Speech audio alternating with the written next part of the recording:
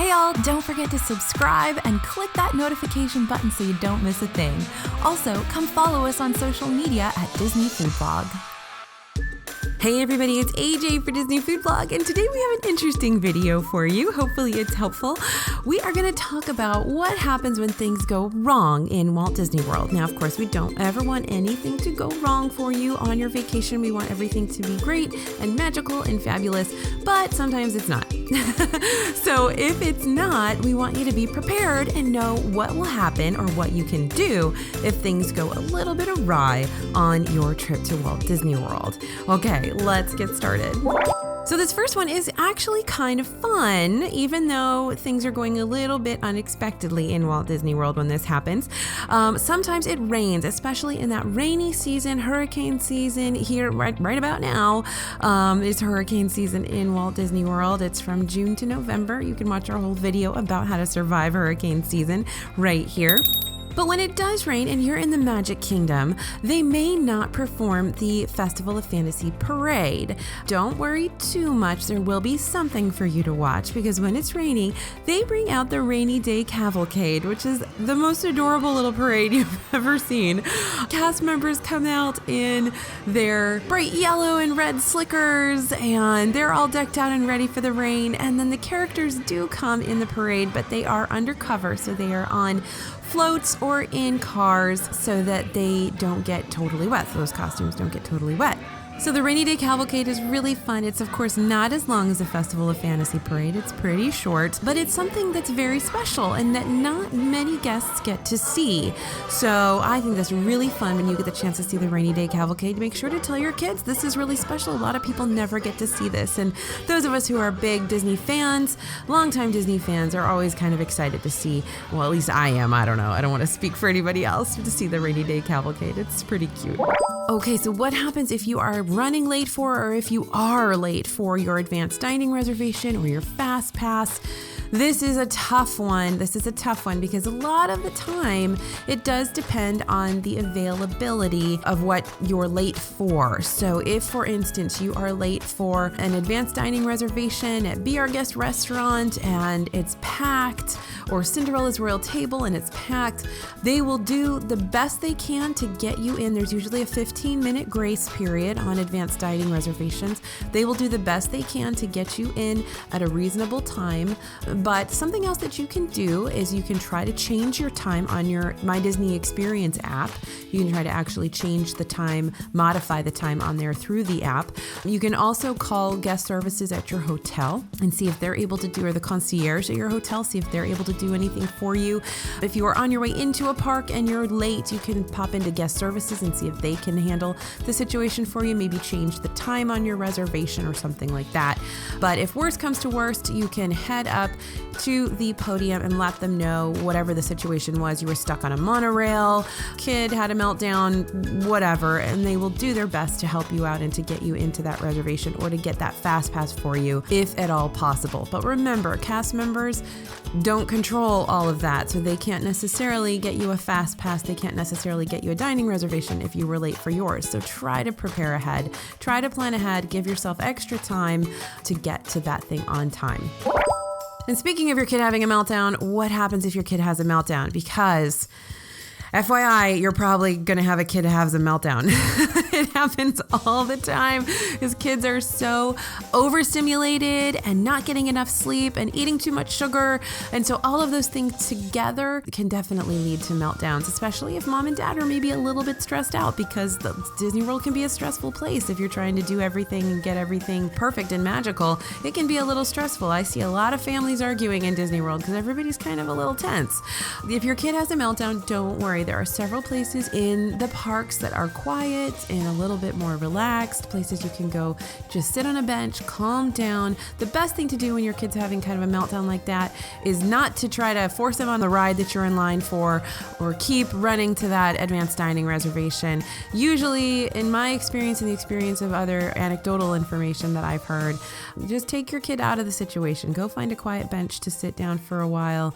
Maybe head back to the room. Usually if there's a meltdown, meltdown, as you moms and dads know, it's for a reason. There's something else going on. They're tired, they're hungry, etc. So take them out of the situation that's a stressor for them and for you, and get to a quiet location quickly. So that's probably the best way to deal with your kid having a meltdown.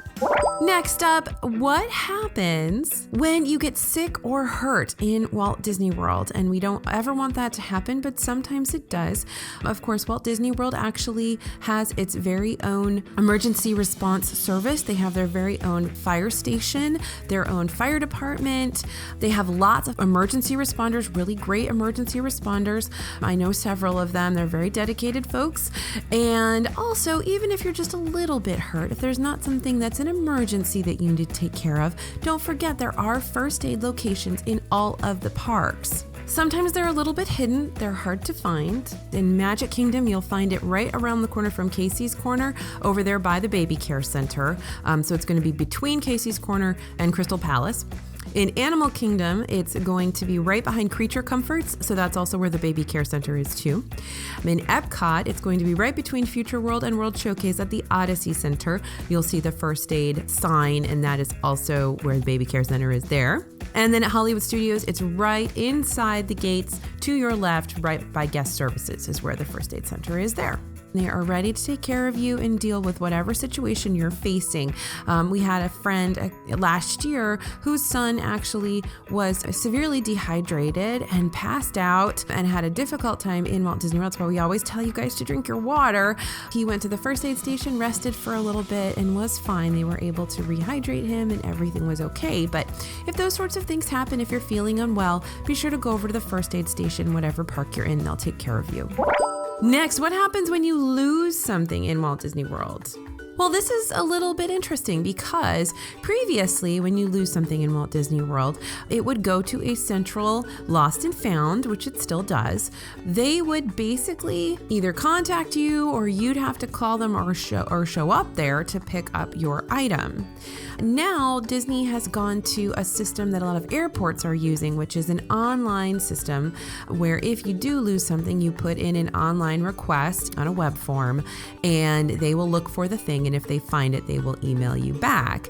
My experience with this has not been great in that when I lost my credit card at an airport, I really never got it back, but they kept emailing me that they hadn't found it. So that was helpful, I guess.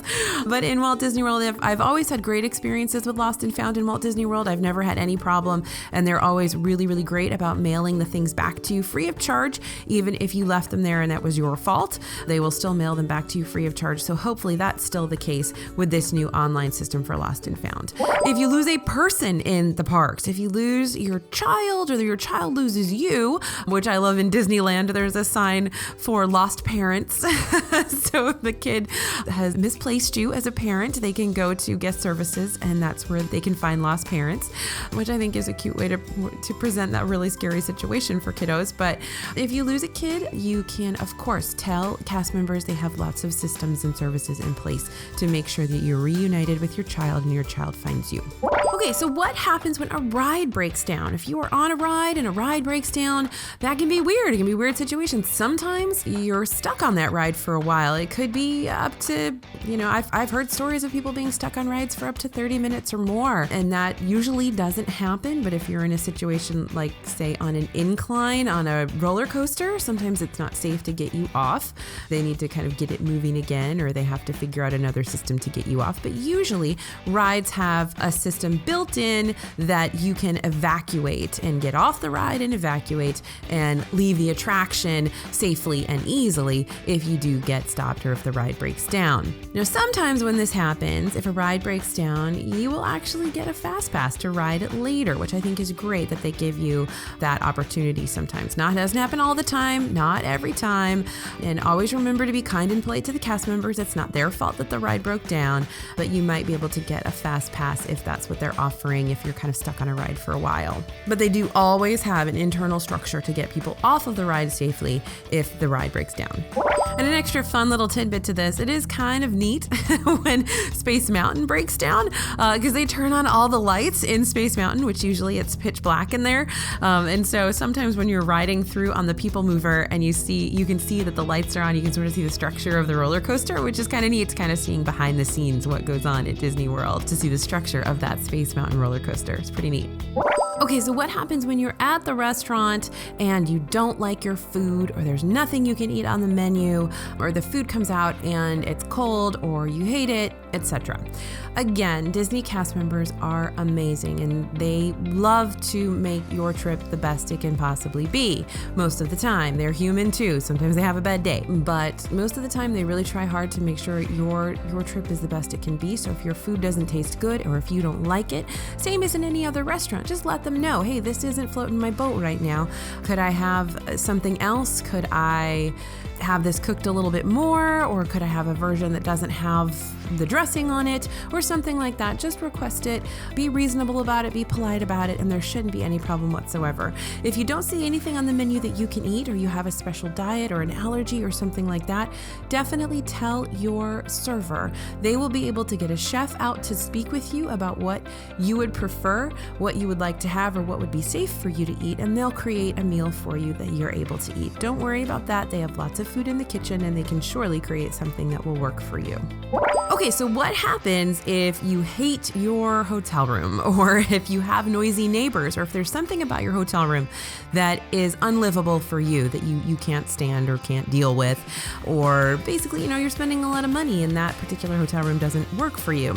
You don't want to request a different hotel room just because you don't like the view or you don't like the amenities, because different views and different amenities are actually different costs. So if you don't like your room for a reason that has nothing to do with the cost of the room, then you can request a new room. Just call the front desk from your room, or you can head down to the front desk and request a different room. They will do everything in their power to get you a room that does suit what you need. And if they're not able to that day, they will try to do it as soon as possible. So maybe the following day they'd be able to get you into a new room. So you can definitely ask for a different room, but make sure that it's a reasonable request and not just, I don't like that this particular tree is in front of my balcony. Now, if something in your room is actually broken, I've had a few times where I've had lamps that were broken, switches that were broken, things like that. You go ahead and call housekeeping or maintenance on your room phone, or of course you can always call the front desk as well, and they will send up a housekeeping or maintenance person who can check that out, replace the lamp. I've had a time in Art of Animation Resort where I didn't have a lamp that I was supposed to have, so it was very dark in that little room, and so they brought out a lamp, of course. So they will fix or replace whatever is needed to be fixed or replaced. So that's what happens when things go wrong in Walt Disney World, and we hope we've helped you a little bit to understand what the potential can be and what to do if something does go awry with your vacation or with your trip. But always, always, always ask guest services, ask cast members. They've all been highly trained in how to handle many, many of these situations, and most likely whatever's going on with you, they've seen before many times and will be able to help you out, or at least point you to someone who can. So thanks for listening and thanks for watching. Let us know your stories in the comments. We want to hear what happened on your vacation and how did Disney solve that problem for you, or how were you able to solve that problem for yourself? We'd love to hear your stories in the comments. Thanks for listening and thanks for watching. This is AJ for Disney Food Blog, and we'll see you real soon.